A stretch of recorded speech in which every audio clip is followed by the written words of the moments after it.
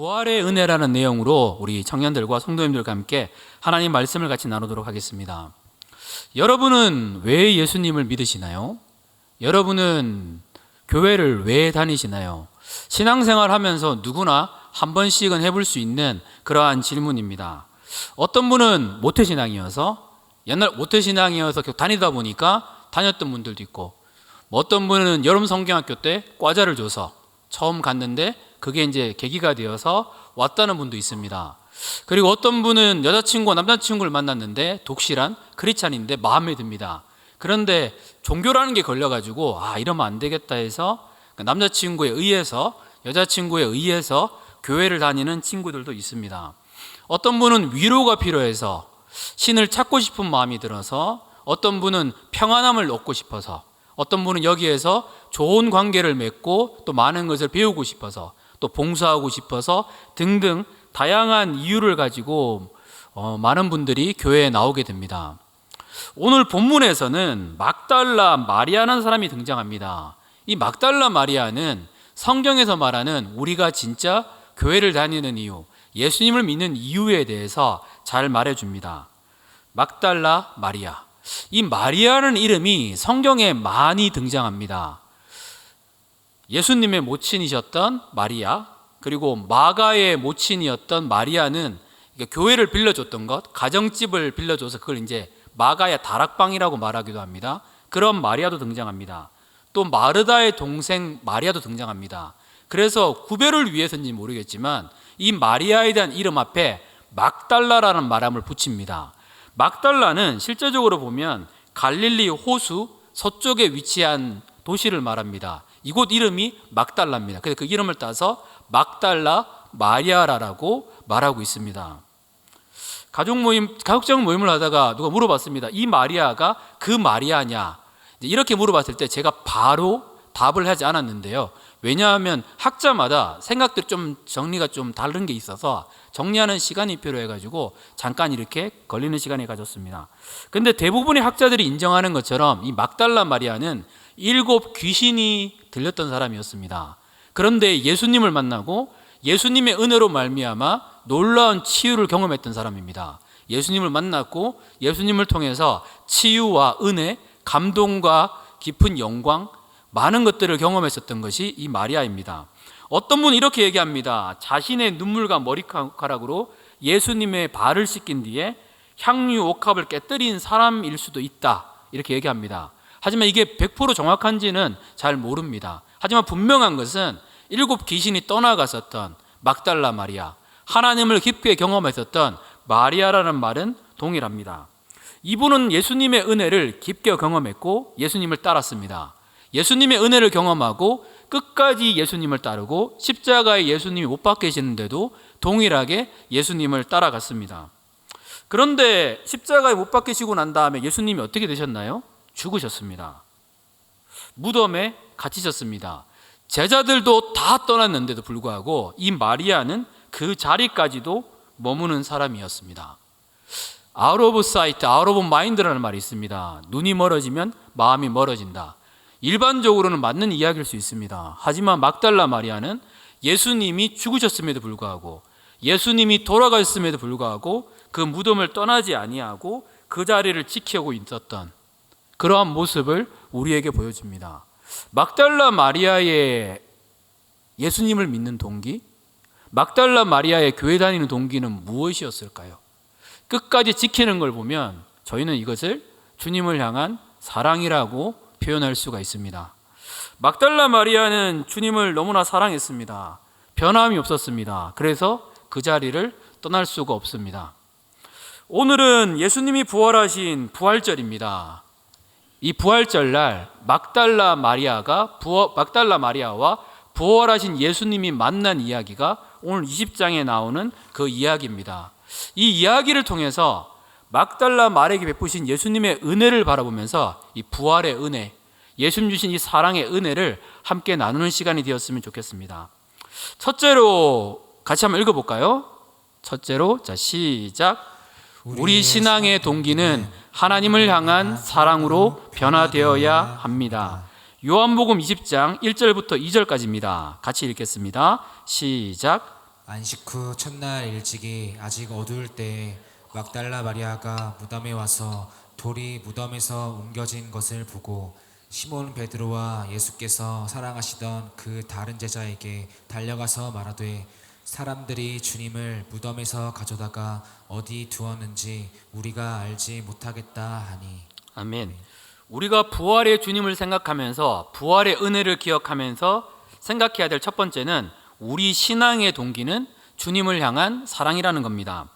안식 후 첫날 아직 어두울 때에 막달라 마리아가 무덤에 왔습니다. 무덤이 문이 열려졌고 예수님의 시신이 없어졌다는 것을 발견했습니다. 마리아가 이렇게 얘기합니다. 주님을 무덤에 가졌다가 어디 두었는지 알지 못하겠다고. 어디 두었는지. 마리아에게 예수님은 지금 살아있는 분이 아니라 어떤 분이셨던 걸까요? 예수님은 시신이었습니다. 주님도 시신으로 계실 때가 있었구나. 예수님 바라보니까 예수님도 죽음에 머무른 시신이었습니다. 그런데 그 시신이었던 주님이 그 자리에 계셔야 되는데 그 자리에 보이지가 않는 거예요. 그래서 이야기합니다. 어디 두었는지, 예수님의 시신이 어디에 있는지 내가 알지 못하겠다라고 이야기합니다. 이 말은 무엇은 뜻일까요? 어떤 느낌일까요? 이것은 부활을 믿는 신앙이 아닙니다. 예수님이 부활했기 때문에 어디 두었는지 알지 못하겠다라는 고백이 아닙니다. 이것은 이런 고백입니다. 참담하게 처형당하신 예수님의 시신마저도 사라졌다는 그 아픔의 표현이라는 겁니다. 시신이라도 남아있으면 향유를 통해 가지고 덮을 수 있는데, 그런데 이제는 예수님의 시신조차도 없어진 그 모습, 그래서 어디 두었는지 알지 못하겠다라고 이야기합니다. 그 이야기를 들었던 요한과 베드로가 급히 달려옵니다. 이게 정말 사실인가? 예수님의 시신이 없는 건가? 빨리 찾아옵니다. 그리고 발견합니다. 무엇을 발견할까요? 요한복음 20장 6절부터 8절까지의 말씀입니다. 같이 읽겠습니다. 자, 시작. 시몬 베드로는 따라와서 무덤에 들어가 보니 세마포가 놓였고 또 머리를 쌌던 수건은 세마포와 함께 놓이지 않고 딴 곳에 썼던 대로 놓여 있더라. 그때에야 무덤에 먼저 갔던 그 다른 제자도 들어가 보고 믿더라. 실제로 봤습니다. 세마포가 놓여 있는 거예요. 그리고 머리에 쌌던 수건도 그 자리에 있습니다. 영적인 눈이 안 열렸으니까 예수 그리스도께서 부활하셨구나, 사망을 깨셨구나, 여기에 대한 이해는 되지 않습니다. 그러니까 뭐라고 얘기를 하는가 하면 다른 제자들도 들어가 보고 믿더라라고 이야기합니다. 이 믿더라는 게 뭘까요? 예수님이 부활했다는 걸 믿었던 것이 아니라 예수님의 시신이 없다라는 것에 대해서 믿었다라는 겁니다. 무덤인데 예수님의 시선이 사라졌습니다. 두 제자들이 굉장히 당혹합니다. 이건 무슨 일이지? 예수님의 시신이 왜 사라졌지? 고민하다가 이성적으로 납득되지 않고 현장을 떠나서 자신의 자리로 돌아갑니다. 이 내용입니다. 제자들도 다 떠나는 거예요. 이게 무슨 일이지? 이런 고민은 드는데 내 머리와 상식으로 이해가 되지 않습니다. 그러니까 이 자리를 떠납니다. 그런데 마리아는 어떻게 할까요?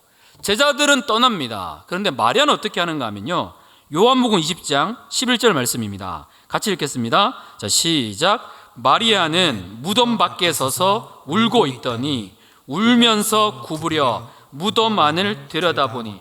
이 말씀이 요한복음 20장을 연구하는데 굉장히 중요한 말씀입니다. 왜냐하면 무덤 밖에 서서 울고 있더니라는 단어는 헬라어 시제로 반과거 형태입니다. 이거는 순간 일어난 것이 아니라 지속적으로 오랜 시간 동안 계속적으로 그 자리에서 서서 울고 있었다라는 것을 표현합니다. 제자들은 예수님 떠났습니다. 사랑하는 예수님 시신이라도 보고 싶은데 시신도 없습니다. 그러면 떠날 수 있잖아요. 시신이라도 있으면 시신을 돌볼 수 있는데 시신조차도 없으면 분명히 그 자리를 떠날 수 있는 게 사람의 마음입니다. 그렇게 신실하게 보였고 말씀을 들었던 제자들도 그 자리를 떠났습니다. 그런데 이 여인은 떠나지 않습니다. 왜 떠나지 않는 걸까요? 왜 막달라 마리아는 그 자리를 떠나지 않는 걸까요? 대부분의 학자들이 이렇게 얘기합니다. 이 사람은 돌아갈 곳이 없다. 집으로 돌아갈 곳이 없다는 내용이 아닙니다. 이 사람에게 주님 없는 세상은 타지와 똑같은 세상이었습니다. 주님이 계시지 않는 곳은 고향이 없는 세상, 주님이 계시지 않는 곳에는 돌아갈 길이 없다. 문자 그대로 주님이 전부였던 삶이었습니다. 시체가 없다고 얘기를 들어도 그 자리 떠날 수 없어요. 주님 없으면 나도 없으니까. 말만 그런 게 아니라 실제로 그만큼 주님을 사랑했습니다. 너무 사랑한 나머지 그 자리를 떠날 수가 없어요. 제자들이 떠나든 누가 떠나든 막달라 마리아가 주님을 믿었던 동기는 주님을 향한 사랑이었다라는 겁니다. 저는 이게 굉장히 감동이 되더라고요. 어떤 목사님이 이런 이야기를 들었습니다. 어린 아이들에게 원초적인 장소, 아장아장하는 아이들에게 엄마는 가까이 있어야 할 존재고 엄마는 고향이다. 엄마 없으면 이 아이들은 살아갈 수가 없다. 돌아갈 곳이 없다. 어쩌면 이거와 저의 삶 속에 비슷할 수 있습니다. 막달라 마리아는 돌아갈 곳이 없습니다. 물리적으로 돌아갈 곳이 없는 것이 아니라, 장소적으로 돌아갈 곳이 없는 것이 아니라, 주님을 사랑하다 보니까, 주님을 갈망하다 보니까 주님 없이는 살아갈 수 없어서 그 자리에 돌아갈 수가 없었습니다. 막달라 마리아의 신앙의 동기는 사랑이었습니다. 여러분의 신앙의 동기는 무엇이었을까요? 이 당시 많은 사람들이 예수님을 따랐습니다. 예수님에게 좋은 말씀을 들었습니다. 와, 여기에 좋은 말씀이 있다. 나의 지식이 채워지구나 해서 예수님을 따랐던 사람들도 많이 있습니다. 예수님을 따라갔는데 오병이어를 실제로 경험합니다. 떡 5개와 물고기 2마리로 실제로 5,000명이 넘는 사람들이 먹는 모습을 보게 됩니다. 야, 예수님 따라가면 최소한 배고프진 않겠다, 풍요할 수 있겠다 해서 예수님을 따르는 사람들도 많았습니다. 또한 정치적인 동기입니다. 아, 예수님을 따르면 저 능력 있는 예수님이 로마의 압제하에서 우리를 건져주시겠다. 아, 그런 예수님이면 따라가면 나한테 유익이 있겠구나 해가지고 예수님을 따랐던 사람들도 상당히 많이 있었습니다. 제자들도 마찬가지입니다. 제자들도 모든 걸 버리고 예수님을 따랐다고 말하고 있지만 예수님이 십자가에 못 박힌다 그랬을 때에 그러지 말라라고 이야기합니다. 그리고 예수님이 십자가에 죽으신다고 다시 말씀하셨을 때 누가 크냐라고 서로 경쟁하고 있습니다. 이것을 볼 때에 제자들의 동기 중에서는 이런 게 있습니다. 예수님을 통해서 내가 지위가 높아지고자 하는 그러한 마음들이 있었다는 겁니다. 제자들도 마찬가지로 순수한 동기로 주님을 따랐던 사람들은 없었습니다. 그런데 이 여인은 뭘까요? 이 여인은 다 돌아갈 수 있는 곳이 있는데 돌아갈 곳이 없습니다. 우리는 고백합니다. 예수님 주님이라고, 전부라고.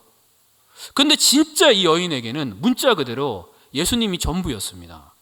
이 여인이 예수님을 따르는 것은 예수님을 향한 사랑이었습니다. 예수님이 너무 기뻐하셔서 이것을 요한복음 성경을 통해서 우리가 볼 수 있도록 기록해 주셨습니다. 이 모습을 보고 난 다음에 참 마음이 그런 것 같아요. 우리의 동기도 정말로 주님을 향한 순수한 사랑으로 주님을 따를 수는 없는 걸까? 가족장 모임 때 이런 이야기를 했었습니다. 만약에 여러분이 예수님을 포기하면 몇십억을 준다라고 누군가가 이야기한다고 합시다. 예수님을 포기하면 몇십억을 줄 수 있다. 평생 예수님 안 믿어야 되는 거죠, 그 대신. 그러면 어떻게 했냐 했을 때 당연히 우리 가족장들은 안 하죠. 동의할 수 없습니다. 몇십억을 줘도 안 되겠습니다. 이렇게 얘기했습니다. 그리고 이렇게 물어봤습니다. 만약에 1년만 교회 다니지 않으면 30억을 주겠다. 자, 이런 말 들으면 어떻게 했냐 물어보니까 한 청년이 온라인 예배 드리면 되니까 저는 괜찮은데요 하다가 의도를 파악 못해 다시 돈 내리고 막 그랬었습니다. 1년 교회 안 가면 30억을 주겠다. 근데 여러분만 이러면 어떨까요? 한 달 동안만 교회 안 가면 50억을 주겠다. 이런 말을 들으면 여러분 어떨까요? 흔들리지 않을까요? 아, 50억. 아, 그래 예배 다 안 되고 온라인 예배 안 드리고 뭐 50억. 그때 기도도 안 하고 하나님 안 찾고 그냥 50억이면 한 달 괜찮지 않을까요? 근데 제가 이런 말을 했어요. 50억을 주는데 100억을 주는데 예배 안 드리면 1000억을 준다 그러는데 예배 드리러 오는 사람이 있다면요. 그 사람에게 예수님은 얼마나 귀한 분이셨던 걸까요? 참 마음이 그 생각이 막 드는 거예요. 아니, 순간 모른 척하면 되잖아요. 순간 아닌 척하면 되잖아요. 그 다음에 편할 것 같으니까. 근데 그 정도도 양보 못할 만큼 난 예수님 포기할 수 없다고 말하는 사람이 있다면 그 사람에게 예수님은 도대체 어떤 존재일까요? 오늘 가족 나눔 중에도 그 나눔이 있습니다. 토마스 아퀴나스라는 사람이 있습니다. 신학대전이라는 기독교 역사에서 굉장히 놀라운 책을 지었던 분입니다. 이 토마스 아퀴나스가 수시로 금식하면서 하나님께 늘 간청을 했습니다. 하나님께 금식하면서 그렇게까지 기도하고 나아갔었습니다. 궁금했었어요. 무슨 내용일까?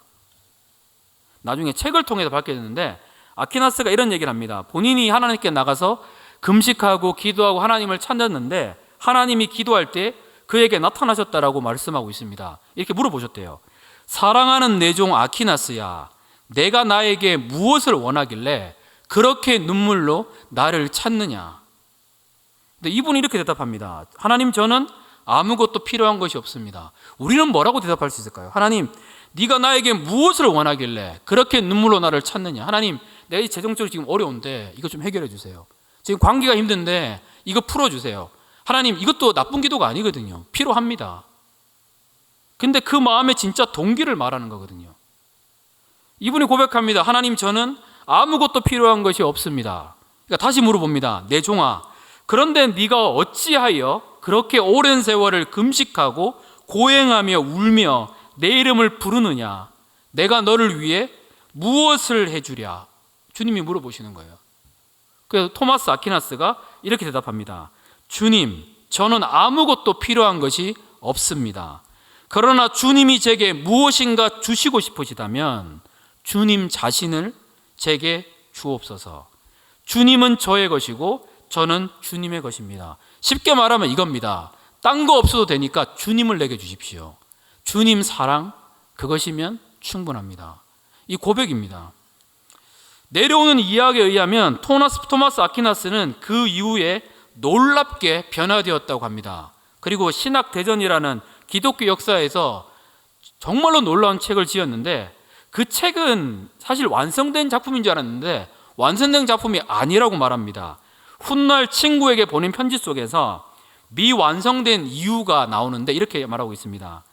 내가 그렇게 하나님의 영광을 체험한 후에 이제껏 써놓은 나의 작품이 부끄러워서 나의 펜을 들 수가 없어서 이게 미완성으로 끝났다라는 겁니다. 우리는 하나님을 정말 모르거든요. 저도 마찬가지고요. 근데 그 하나님의 그 사랑, 하나님을 향한 그 갈망, 믿음의 선배님들은 그러한 동기 가운데 하나님께 나갔습니다. 처음의 동기는 다 다를 수 있습니다.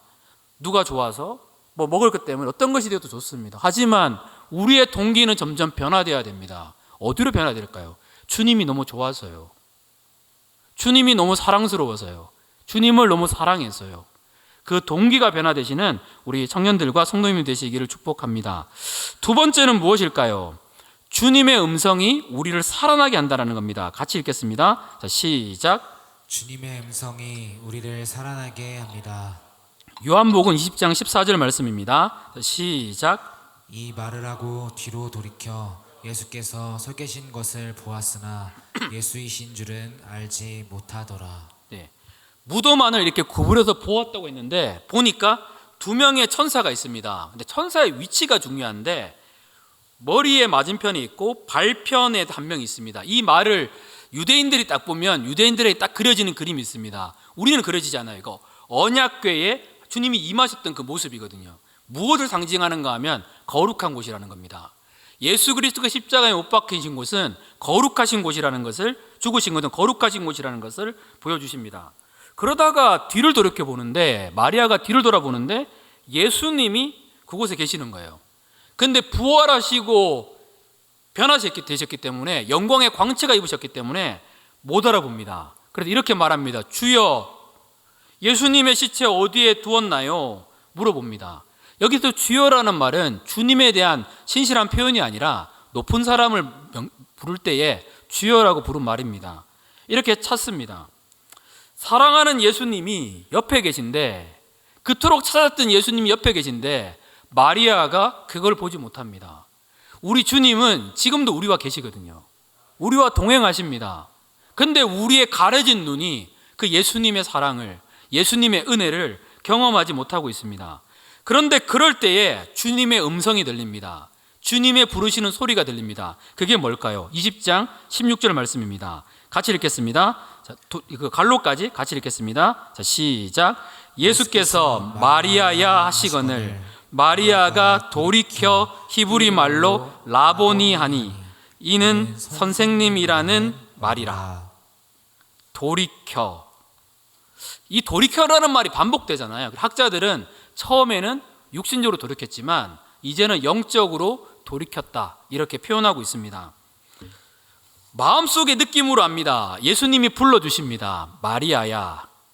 근데 그 친밀함이 남아 있습니다. 압니다. 와, 주님이시구나. 이 주님의 말씀이 막달라 마리아의 삶에 행복과 능력을 가져옵니다. 라보니 선생님은 신약 성경에 보면 막달라 마리아가 예수님을 친밀하게 불렀던 이름이었습니다. 예수님은 지금도 그러시는 것 같아요. 지금도 마리아야 하신 예수님은 지금도 우리를 부르십니다. 빈 무덤 앞에서 부활의 사실을 알지 못하고 열심히 시신만을 찾던 마리아를 부르셨던 주님은 지금도 우리의 삶을 부르십니다. 시신이 아니라 부활하셨거든요. 딴 것만 찾고 예수님이 옆에 계신데 딴 것만 찾고 헤매는 우리의 삶 속에서 주님이 다시 부릅니다. 누구야? 원철아, 마리아야. 이렇게 주님이 우리를 부르십니다. 주님의 음성이 우리의 삶에 들리면, 주님의 말씀이 우리의 삶에 들리면 우리의 삶도 동일하게 그 친밀함 가운데 나아갈 수가 있습니다. 지난주죠. 특세하면서 이번 주죠. 맞죠? 예. 새벽 기도 때 계속적으로 기도가 되어서 기도를 했습니다. 평상시는 제가 기도하고 싶은 내용부터 기도했는데 이번 주는 이름이 떠오르는 청년들이 계속 있어가지고 이 청년들의 이름을 불러가면서 기도했습니다. 한 번 하니까 한 40분 지나고 계속 기도하니까 이 흐름들이 잡혀가지고 계속 하나님을 향해서 기도했었습니다. 하나님 우리 청년을 한 명 한 명 붙잡아 주시고 하나님의 사랑을 경험하게 해주시고 또 누군가를 위해 기도하는데 마음이 뜨거워지는 거예요. 또 잡고 또 기도하고 또 나아가고 계속 청년들을 위해서 기도하고 그러다가 나라와 민족을 위하여 기도하고 계속 나갔었습니다. 그런데 기도하는데 오랜만에 하나님이 들려주시는 이 감동의 말씀이 마음속에 들리는 거예요. 갑자기 이거 기도하는데 주님이 이런 마음을 주시더라고요. 아들아, 내가 너를 사랑한다. 아들아, 내가 너를 사랑한다. 이 말이 딱 들리는데 갑자기 누군가를 위해 기도하다가 아들아, 내가 너를 사랑한다. 주님이 기뻐하시는 것 같아요. 누군가를 위해 기도할 때에, 다른 사람을 위해 기도할 때에 주님이 기뻐하신다는 마음이 드는 거예요. 그리고 아들아, 내가 너를 사랑한다. 갑자기 오열이 나는 거예요. 갑자기 막 눈물이 막 흐르는 거예요. 갑자기 이 음성이 들리는 순간 행복해지는 거예요. 아들아, 내가 너를 사랑한다. 이 행복은 뭐라고 말할 수가 없어요. 계속 누군가를 위해서, 다른 나라를 위해서 기도하고 나갔었거든요. 주님은 지금도 우리에게 말씀하십니다. 딸아, 아들아, 내가 너를 사랑한다. 우리는 주님의 음성 없이는, 주님의 말씀 없이는 살아갈 수 없습니다. 막달라 마리아를 일으켰던 것은, 막달라 마리아를 행복하게 했던 것은 주님과와의 만남이었습니다. 그래서 우리도 여기에 모든 걸 쏟는 게 필요합니다. 하나님, 내 인생의 가장 중요한 것은 다른 어떤 것이 아니라 하나님과 나와의 만남입니다. 하나님, 내가 주님을 온 마음을 다해 찾기를 원합니다. 주님, 나에게도 말씀해 주십시오. 그 말씀이 우리 청년들과 성도님들에게 들리시기를, 넘치시기를 축복합니다. 마지막 셋째는 무엇일까요? 같이 한번 읽어볼까요? 시작. 주님을 사랑하면 전하게 되어 있다. 요한복음 20장 17절 말씀입니다. 같이 읽겠습니다. 시작. 예수께서 이르시되 나를 붙들지 말라. 내가 아직 아버지께로 올라가지 아니하였노라. 너는 내 형제들에게 가서 이르되 내가 내 아버지 곧 너희 아버지 내 하나님 곧 너희 하나님께로 올라간다 하라 하시니. 예수님을 붙잡았습니다. 예수님 너무 좋았으니까요. 근데 예수님이 뭐라고 얘기하시는가 하면 나를 붙들지 말라라고 말씀하고 있습니다. 이제 예수님 만났으니까 다시는 나 예수님 놓치지 않겠습니다. 붙잡고 있는데 예수님이 붙들지 말라라고 말합니다. 이제 예수님은 만져질 수 있는 상태에서 만져볼 수 없는 상태로 바뀌어야 했습니다. 부활하신 예수님은 제자들이 나타나시고 난 다음에 승천하셔야 합니다. 그래야지 성령님이 오시고 우리를 통해서 하나님의 아름다운 복음의 능력들이 증거됩니다. 예수님을 만나면 행복합니다. 어떤 청년이 이렇게 얘기합니다. 교회만 있으면 좋겠다. 교회만 있으면 너무 행복한데. 그런데 우리는 여기에만 머물 수가 없습니다. 마리아에게도 주님은 동일하게 말씀하셨습니다. 주님을 경험하고 주님을 사랑하는 사람들에게 뭐라고 얘기하는가 하면 가서 내가 부활했다라는 거, 내가 예수님이라는 것을 전하라라고 말씀하고 있습니다. 요한복음 20장 18절 말씀입니다. 같이 읽겠습니다. 자, 시작. 막달라 마리아가 가서 제자들에게 내가 주를 보았다고 또 주께서 자기에게 이렇게 말씀하셨다 이르니라. 가서 외쳤습니다. 주님이 우리에게 부활하셨다고, 십자가에 죽으신 주님이 부활했다라고 제자들에게 말하게 됩니다. 기쁨으로 제자들에게 증거하게 되어 있습니다. 주님을 사랑하면 그 주님의 그 사랑을 사람들에게 전하지 말라 그래도 전하게 되어 있습니다. 신명기 6장 4절 5절은 이렇게 말합니다. 너희가 하나님을 사랑하라. 마음과 목숨과 뜻을 다해 하나님을 사랑하라고 말씀하시고, 하나님을 사랑하는 증거가 무엇이냐고 묻는 사람들에게 이렇게 말합니다. 네가 만약 나를 사랑하면 네가 가장 소중하게 여기는 너의 자녀에게 하나님을 사랑하는 것을 반드시 가르쳐야 된다라고 말하고 있습니다. 부모님들에게 자녀는 너무나 소중한 사람들입니다. 그런데 내게 만약 예수님이 소중한 사람이라면, 예수님이 귀한 사람이라면, 내가 정말로 소중하게 여기는 사람에게 예수님을 전하지 않고서 살아가는 것은 불가능하다는 겁니다. 내가 전하지 않는다라는 것은 그만큼 어쩌면 내가 눈이 가려졌다든가 예수님이 그만큼 소중하지 않는 분, 그냥 교회 가서 그냥 하는 분, 이렇게 여겨질 수가 있습니다. 친구들의 관계도 마찬가지 않을까요? 우리는 예수 그리스도를 알게 되었습니다. 예수님의 죽으심과 부활하심을 알게 되었습니다. 그런데 만약에 내 친구 중에서 예수님을 믿지 않는 친구가 있습니다. 나는 살아가면서 예를 들어서 그 친구에게 한 번도 예수님에 대한 이야기를 한 적이 없습니다. 그런데 마지막 때가 되었을 때에 천국과 지옥이 있게 되고 그 친구가 지옥에 간다면 이 친구가 가장 원망하는 사람은 누굴까요? 한 번도 예수님을 나에게 알려주지 않았던 사랑하는 친구라고 얘기를 했는데, 함께하는 친구라고 얘기를 했는데 예수님을 한 번도 전하지 않았던 나를 그 친구는 가장 원망하지 않을까요? 내게 예수님이 소중하다면, 정말로 내가 구원이 있다고 믿는다면, 내가 정말로 누군가를 사랑한다면, 내가 예수님을 사랑한다면 그 예수님을 나타내지 않을까요? 이게 마리아였습니다. 마리아는 예수님을 너무 사랑하게 되었습니다. 그래서 이 복음을 전합니다. 근데 이런 이야기가 있습니다. 저는 기독교를 잘 모르겠어요. 주님을 알고 사랑하고 싶은 마음이 있는데 부족해서 내가 전도하면 안 될 것 같아요. 내가 힘이 없어요. 이런 친구들도 있습니다. 그런데 오늘 본문을 기억해야 합니다. 주님은 부활의 증인으로 처음 삼은 사람이 막달라 마리아였습니다. 고대시대 때 여인의 증언은 신빙성이 없습니다. 고대시대 때는 여인의 증언을 굉장히 등한시했었습니다.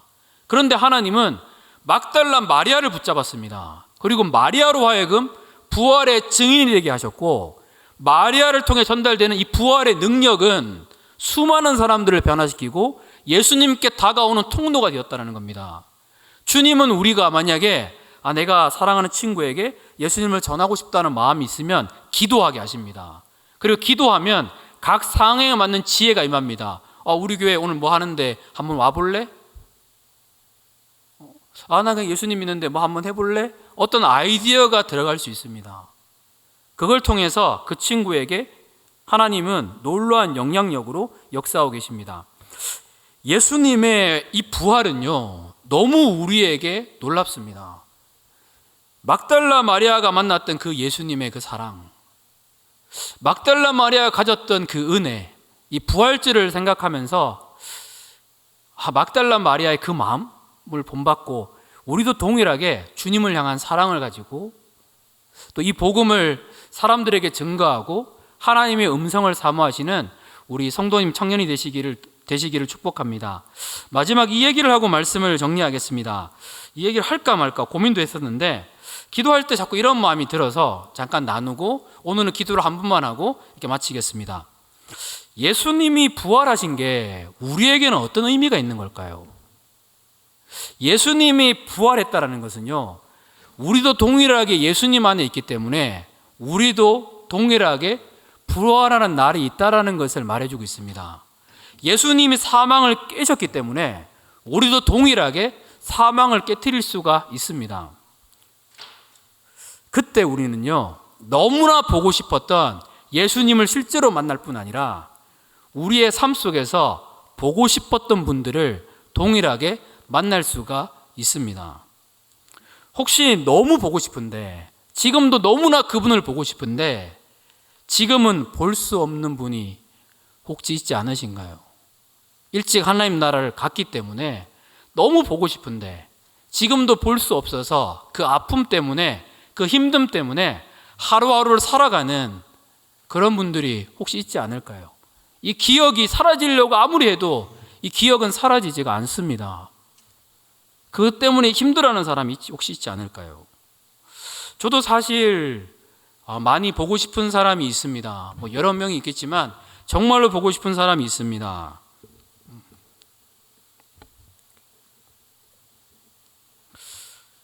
이래서 내가 얘기 안 하려고 그랬는데, 이게 제 아들 주영인데